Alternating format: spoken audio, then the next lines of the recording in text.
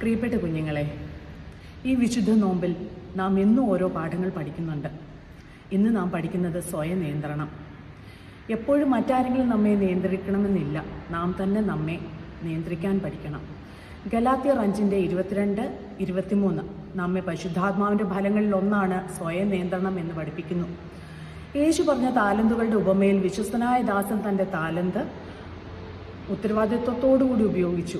അവൻ അലസനായിരുന്നില്ല, തൻ്റെ ജോലി ശ്രദ്ധയോടെ ചെയ്തു. അതുപോലെ തന്നെ നമ്മുടെ ജീവിതത്തിൽ നമുക്ക് ലഭിച്ച താലന്തുകൾ ഉപയോഗിക്കുന്നതിന് സ്വയം നിയന്ത്രണം ആവശ്യമാണ്. കോപപ്പെടുക, മണിക്കൂറുകളോളം സ്ക്രീനിൽ സമയം കളയുക, ഹോംവർക്ക് മാറ്റിവെക്കുക, ഇവയെല്ലാം സ്വയം നിയന്ത്രണം കുറവുള്ള സാഹചര്യങ്ങളാണ്. എന്നാൽ നല്ല കുട്ടികൾ എന്താ ചെയ്യുക?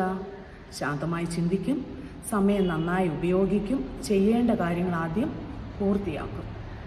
ഗെയിം കളിക്കാൻ തോന്നിയാലും ആദ്യം ഹോംവർക്ക് പൂർത്തിയാക്കും.